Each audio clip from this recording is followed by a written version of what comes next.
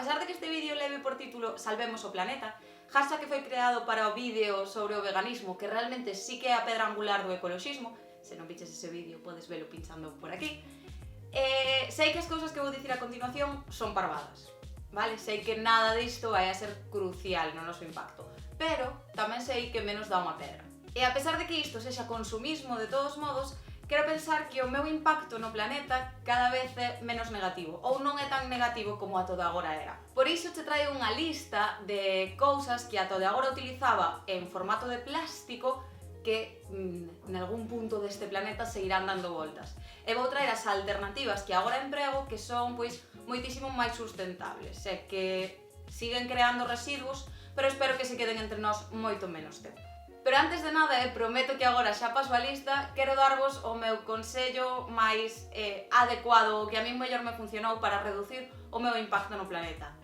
É pensar antes de mercar. Non vos exaxero se vos digo que agora consumo 70% menos do que ata fai pouco consumía. E agora sí, hai cousas que realmente precisamos sí ou sí, entón vou traer como as miñas alternativas máis adecuadas a todo isto. E empezo pola número 1, que é o cepillo de dentes. Realmente utilizamos cepillos de dentes todos os días, anualmente varios. A opción que utilizo agora mesmo son cepillos de dentes de bambú, os cales son biodegradables ou se desintegran moitísimo máis fácil que o plástico. Isto relacionase coa pasta de dentes, que dende logo foi como o meu suplicio máis grande a encontrar en todos estes meses que ando intentando buscar alternativas. A pasta de dentes é a máis complicada. A maioría de pastas de dentes que hai no mercado non son veganas, todas están testadas e teñen tamén microplásticos e un montón de movidas que non me nada a tirar polo sumidoiro. Entón, o outro día atopei por primeira vez esta pasta de dentes que vedes, que está como feita con barro realmente e arcilla, nunha tenda. Bueno, en realidad no Salto Castelo, movidas artesanais. Estou probando, non me convence de todo e seguirei buscando opcións, igualmente tamén ven dentro de un bote que non é biodegradable ni nada polo estilo, pero bueno, son moitos menos os microplásticos que se están soltando e demais, ou seja que sigo buscando a mellor opción, pero canto menos xa mellorei un pouco en relación ao que antaño empregaba. 2 meses dende esa pasta de dentes e a mellor que atopei por ahora son estas pastilliñas. Pos unha na boca, mastícala e utilízala. O bote é reutilizable, así que estas son completamente sostibles. Siguen sin convencerme, por certo. Os xabóns sólidos. Parece unha tontería, pero imaginade, o voso xel de ducha canto plástico produce. É unha auténtica barbaridade e utilizamos xeles de ducha tamén prácticamente todos os días.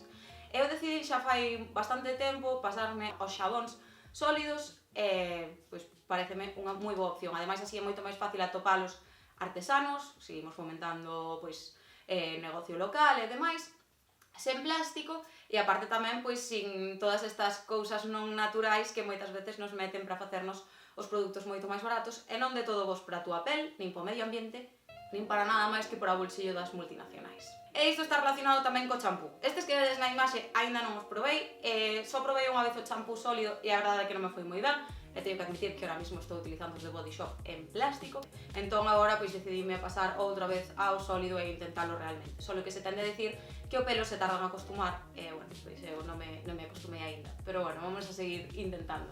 Aceite de coco en lata e aceite de coco de producción sostible.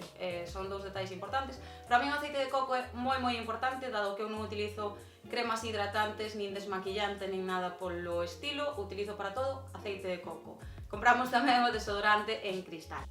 Por último, en canto a higiene, dei agora tamén o salto á copa menstrual e ás compresas reutilizables de tela e foi un salto tremendo. Non vos imaginades a cantidade de kilos anuais que se producen en tampóns e en compresas de usar e tirar. É moitísimo desperdicio, entón, pois, agora decidín comprarme unha copa menstrual moito máis barato, moito máis ecolóxico e moito máis cómodo tamén, aseguro-volo, dende o primeiro día.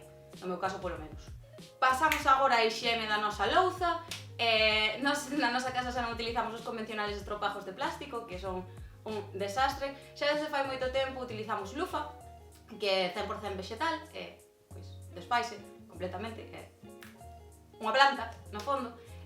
Primeiro mercamos esta que vedes aquí, que ainda temos sin estrenar, porque nos valiu unha barbaridade, realmente. Despois chegamos a Exipto e había como esta lufa que vedes agora, que é completamente natural, e era un cacho así de grande, como 3 veces o que podedes ver nesas imaxes de lufa e valeunos como 1 euro, porque obviamente pois, plantar en terreos como os de Xipto é moitísimo máis fácil. A outra lufa é plantada aquí en Galicia e con terreos tan húmidos pois, é moito máis complicado que se dea. Pero bueno, que hai moitas opcións para mercar lufa. Tamén moi recomendable. Tamén se utiliza como esponxa de baño, pero bueno, eu non utilizo esponxas directamente. E por último entramos en cousas que poden ser necesarias, pero ao mellor xa non tanto. Bueno, a miña mochila, a mochila que utilizo é Hemper, é de cáñamo, está feita no Himalaya, de maneira sostible, pois potenciando o traballo das mulleres destas terras. Consume moito menos que o algodón, bueno, podedes botar un ollo na página web e ver pois, este proxecto que é tan interesante. Despois entramos en cousas que ao final pois, estamos nun mundo de consumismo e que imos empregar, pero sempre podemos buscar unha opción moitísimo mellor que as míticas multinacionais que nin respetan dereitos humanos, nin respetan o planeta, nin nada realmente. Entón, pois vou vos dar un par de ideas. A primeira é este reloxo que é de OneOak, que é unha marca que pois, fai reloxos con madeira, pero teñen esa idea de devolverlle a terra moito máis do que lle quitan. Por cada reloxo que se fai, pois plantase un árbore. E despois tamén temos pois, estas palliñas de bambú, que ao final é unha chorrada, porque non deberíamos utilizar palliñas e xa está, pero a veces pois, o consumismo levanos así. É moito mellor esta opción que as típicas de plástico, que ao final utilizamos inxentes cantidades de plástico sen necesitalas. Quero convidar a xente a mercar máis artesanía en xeral. Ao final, tanto regalos e consumismo en sí podémoslo facer de maneira moito máis sostible, da simple maneira que se leva facendo toda a vida, é mercando o que fai o veciño. Así que eses son como así os meus consellos. E por último, vou vos comentar sobre a miña crema de sol. Está en plástico, non a merquei aínda sen ser en plástico, pero a crema de sol esta é biodegradable, sí, ademais de vegana e demais. Que pasa con que a crema de sol sea biodegradable? Pois porque a mellor non o sabes, pero a maioría de cremas que normalmente empregas son realmente nocivas para o planeta, son realmente nocivas para todas as especies que viven no mar.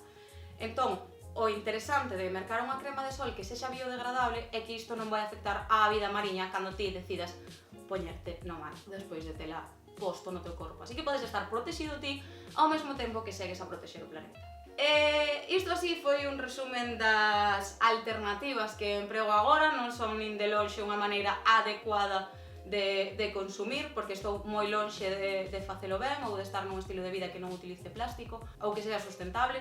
Estou moi lonxe deste estilo de vida, pero pasiño a pasiño pois vou machegando un pouco máis. E por eso decido tamén compartilo, porque ao mellor hai moitas alternativas que ti mesmo poderías estar utilizando agora mesmo tamén, pero non o faz pois simplemente porque non o pensaches, que é un dos motivos principais polo cal eu non o facía ata de agora. Entonces, pois cada vez vou poñendo un pouquiño máis e vou non compartindo tamén. Toda esta información que normalmente vou subindo ás redes tamén fago a través das miñas redes sociais, especialmente de Instagram, en la que tamén me podes atopar en Twitter. Sen máis, se me escoitaches ata aquí, quero darche as grazas por escoitarme.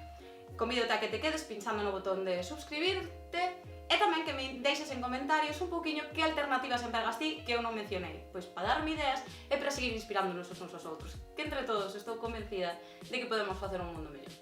Moitísimas grazas. Por aquí quedamos un vídeo por se queredes botarlle un ollo a outro.